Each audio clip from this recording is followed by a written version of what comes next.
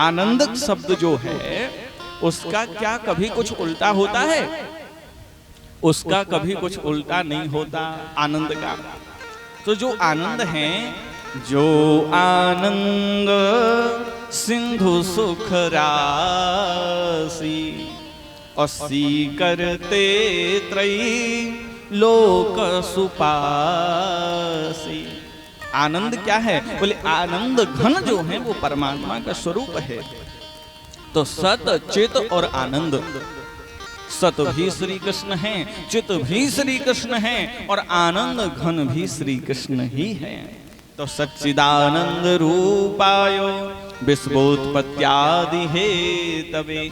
जरा सी भ्रुकुटी हिलाई, मन में इच्छा हुई, विश्व की उत्पत्ति हो गई और तापत्रय विनाशायो, 3 प्रकार के ताप और 3 प्रकार के पाप, दैहिक, दैविक, भौतिक तापा, 3 प्रकार के ताप। दैहिक ताप, दैहिक ताप मतलब कौन कौन से? देह से जो उत्पन्न होने वाले ताप हैं। कभी बुखार आ गया, कभी सर दर्द होने लगा, कभी कानों से सुनाई देना बंद हो गया, आंखों से दिखाई देना बंद हो गया। ये देह से उत्पन्न होने वाले जो ताप हैं उनको दैहिक ताप कहते हैं। और दैहिक, दैविक, हम अच्छा कर्म करते, बुरा कर्म करते, उसका जो हमको फल मिलता है वो दैविक ताप है।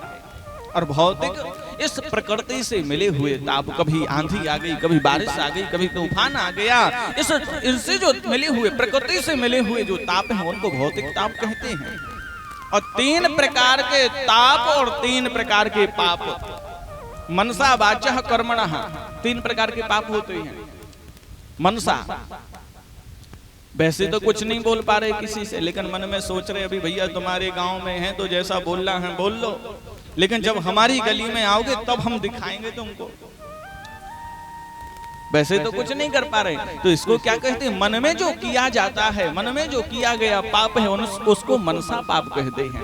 मनसा वाचः दूसरा होता है वाणी के द्वारा किया गया पाप। हम दूसरों को जो प्रवचन सुनाते हैं ना, जब लड़ाई होती है, क्या सुंदर सुंदर बोलती हैं। किसी दूसरे के प्रति गलत विचार अपने मन में रखना, किसी दूसरे को गलत बोलना अपनी वाणी से, ये वाचा पाप है, वाणी के द्वारा किया गया पाप है। और तीसरा पाप होता है कर्मणः, हाथ के द्वारा किया गया पाप। कभी कुत्ते को मार दिया, कभी गाय को मार दिया, कभी भैंसे को मार दिया, तो कर्म के द्वारा जो किया गया पाप है। तो 3 प्रकार के ताप और 3 प्रकार के पाप, कि कोई तन दुखी, कोई मन दुखी, और कोई धन बिन रहत उदास, और थोड़े थोड़े सब दुखी, सुखी राम के दास, सुखी राम के दास। बोले कोई तन से दुखी है, बेचारे के पास में करोड़ों अरबों की संपत्ति है, धन की कोई कमी नहीं है, उसके बाद भी सेठ जी मूंग की दाल के साथ में रूखी रोटी खाते हैं, घी चुपड़कर नहीं खा सकते। क्यों नहीं खा सकते? बोले डॉक्टर ने मना किया है, यदि घी चुपड़कर खा लूंगा तो ब्लड प्रेशर हाई हो जाएगा। बेचारे तन से दुखी हैं, कोई तन दुखी, कोई मन दुखी। पिताजी चाहते हमारे पास में बेटा है, बड़ा हो जाएगा, नौकरी लग जाएगी तो अच्छे बढ़िया सुंदर घर में शादी करूंगा अपने बेटे की। पर बेटा क्या करता है? अपने घर में जो नौकरानी है उसकी लड़की को लेकर के भाग गया। अब पिताजी चाहे भी तो कुछ नहीं कर सकते। मन में आज हमारे पास में 2 व्हीलर है, फिर इच्छा हुई 4 व्हीलर ले लो, फिर इच्छा हुई 4 व्हीलर आ गई, अब तो मन में इच्छा हुई बंगला बनवा लो, बंगला बन गया। फिर मन में इच्छा हुई एक काम करते हैं, हाईवे की बाजू में जो 28 एकड़ जमीन पड़ी है उसको खरीद लेता हूँ। मन बोला फिर क्या करोगे? करना क्या है? जब 28 एकड़ जमीन आ जाएगी तो फैक्ट्री लगवाएंगे। मन बोला फिर क्या करोगे? बोले जब फैक्ट्री लग जाएगी तो 200-500 आदमी उसमें काम करेंगे। मन बोला फिर क्या करोगे? बोले जब 200-500 आदमी काम करेंगे तो धनवानों की लिस्ट में मेरा नाम हो जाएगा, धन आने लगेगा, शेयर मार्केट में हमारे इश्यू निकलेंगे, धनवानों की लिस्ट में हमारा नाम हो जाएगा। जो इंसान है बेचारा, कोई तन दुखी, कोई मन दुखी, और कोई धन बिन रहत उदास। एक बेचारा मजदूर है, प्रातः काल मजदूरी के लिए निकल जाता है, दिन भर गैती फावड़ा चलाता है, शाम को मजदूरी के 50 रुपए मिलते हैं। अब वो 50 रुपए अपनी पत्नी को देवें, अपने बच्चों को देवें, कि किसको दे, कि अपना घर का खर्चा चलाएं। इस संसार में यदि सबसे बड़ा कोई दुख है तो वो गरीबी है, वो निर्धनता है। आपके पास में लाखों रुपए यदि हैं तो लाखों देने वाले लाखों मिल जाएंगे, और यदि आपके पास में 100 रुपए भी नहीं है ना, तो कोई 1 रुपया देने वाले मिलने वाला नहीं है। इस संसार में सबसे बड़ा दुख है निर्धनता। कोई तन दुखी, कोई मन दुखी, कोई धन बिन रहत उदास। जो व्यक्ति जमीन से उठा हो वो कभी बिखर नहीं सकता। बुंदेलखंड की एक बात और मुझे बहुत मैंने सुनी बुजुर्ग से। उन्होंने कहा, बेटा आप कमाई है कि बाप कमाई है? आप कमाई है कि बाप कमाई है? क्योंकि बाप कमाई होगी तो लाख रुपए देने में सोचोगे नहीं, और आप कमाई यदि है तो 100 रुपए खर्च करने में भी 100 बार सोचोगे। 100 रुपए खर्च करने में भी 100 बार सोचोगे आप। तो इस संसार में सबसे बड़ा दुख क्या है? निर्धनता। कोई तन दुखी, कोई मन दुखी, और कोई धन बिन रहत उदास, और थोड़े थोड़े सब दुखी, सुखी राम के दास। इस संसार में यदि कोई सुखी है तो वो राम जी के दास ही हैं, राम जी के सेवक ही हैं जो इस संसार में सुखी हैं। वरना इस संसार में तो दुख गर्भ से प्रारंभ हो जाता है। ये दुखालय है, सुखालय नहीं है ये संसार।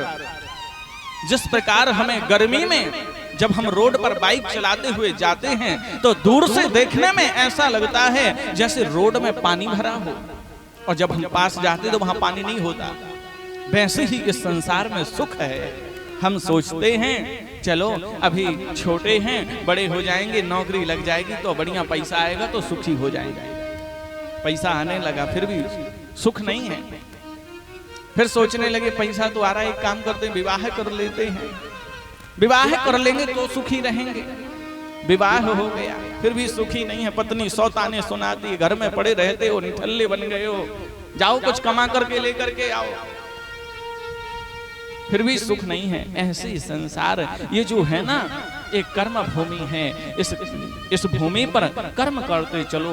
कर्मण्येवाधिकारस्ते मा फलेषु कदाचन। फल की इच्छा मत करो, कर्म ऐसा करो क्योंकि आप जैसा पेड़ लगाओगे वैसा ही आपको फल खाने को मिलेगा।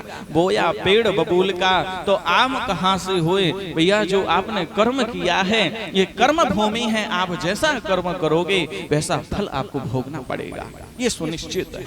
इसलिए कर्म अच्छा करना चाहिए। इस संसार में कुछ साथ जाने वाला नहीं है भैया, सब यहीं पड़ा रह जाएगा।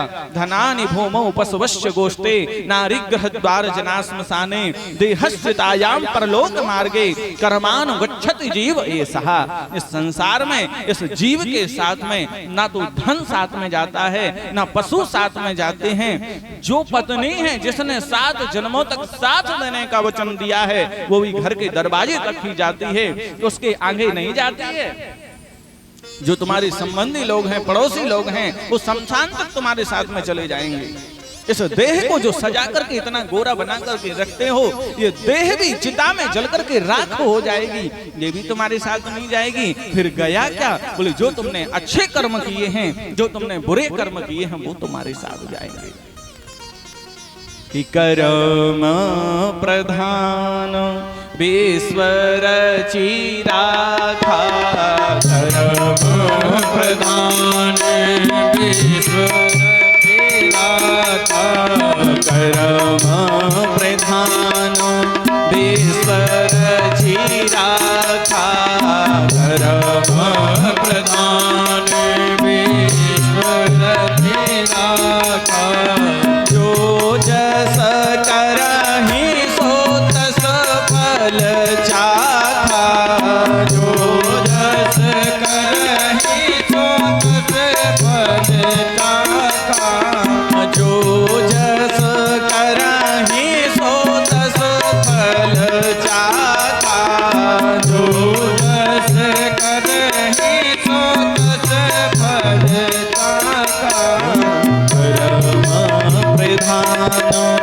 बेस रची राखा धर्म प्रधान, बेस रची राखा जो जस करहि सो तस फल चाखा, जो जस करहि सो तस फल चाखा, और जो जस करहि सो तस फल चाखा।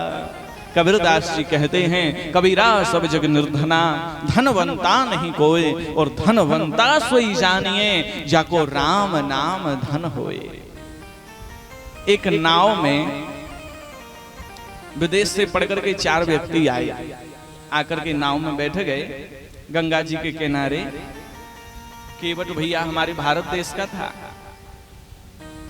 तो जैसे बाहर के 4 व्यक्ति आए, विदेश पढ़ करके आए, इंग्लिश फर्राटेदार इंग्लिश बोल रहे भैया। और जो इंग्लिश बोले विदेश से पढ़ करके आ जाए तो यहाँ के लोगों को कुछ समझता थोड़ी है। उनके लिए तो, हमारे लिए तो जो हमारी गंगा मैया है वो तो माता के समान है, लेकिन विदेश से जो पढ़ करके आए उनके लिए तो गंगा नदी है, गंगा रिवर है। तो 4 व्यक्ति पढ़ करके आए, बोले क्यों गंगा नदी की सैर कराओगे? केवट बोला हाँ भैया जरूर कराएंगे, आओ बैठ जाओ। तो 4 व्यक्ति नाव में बैठ गए, नाव चलाने लगा केवट, और नाव चलाते चलाते गाने लगा, ओ मेरी नैया में लक्ष्मण राम, गंगा मैया धीरे बहो, मेरी नैया में लक्ष्मण राम, गंगा मैया धीरे बहो, मेरी नैया में लक्ष्मण राम, वो गंगा मैया धीरे बहो, मेरी नैया में लक्ष्मण राम, गंगा मैया धीरे। अब जो विदेश से पढ़ करके आए थे उन्होंने कहा क्यों यही भजन आता है गाने को? कुछ गूगल के बारे में जानते हो, कुछ मैप के बारे में जानते हो? केवट बोला भैया गूगल फूगल के बारे में तो हम ना जाने, हम तो ये जानते हैं हमारा वृंदावन कहाँ है, गंगा मैया कहाँ है, यमुना मैया कहाँ है, ये तो हम जानते हैं। तो वो जो विदेश से पढ़ करके आया था, अरे तुम ये नहीं जानते, गूगल के बारे में नहीं जानते, तो तुम्हारा 10% जीना बेकार है। दूसरा बोला क्यों, कुछ पर्वतों के बारे में जानते हो, अमेरिका के बारे में जानते हो, अमेरिका कहाँ है? भैया अमेरिका के बारे में तो हमें नहीं पता कि अमेरिका कहाँ है, तो तुम्हारा 20% जीना बेकार है। तीसरा व्यक्ति बोला क्यों, फेसबुक जानते हो? फेसबुक पे सेल्फी लेकर डालें, सेल्फी लेकर के डाल दें, जानते हो फेसबुक क्या है? इंस्टा जानते हो? इंस्टा। केवट बोला भैया ये सब फेसबुक ये सब हम नहीं जानते, हम तो भगवान का भजन करना जानते हैं, हम तो राधे राधे बोलना जानते हैं, हम तो प्रभु का कीर्तन करना जानते हैं। तीसरा व्यक्ति बोला तुम्हें फेसबुक के बारे में नहीं पता आज के समय में? अरे तो तुम्हारा 40% जीना बेकार है।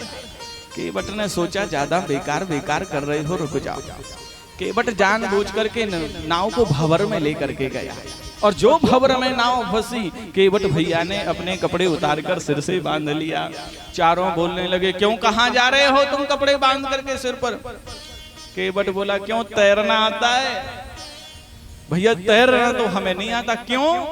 क्योंकि नाव भंवर में फंस गई है, नाव भंवर में फंस गई और हम तो जा रहे हैं, हमको तैरना आता है।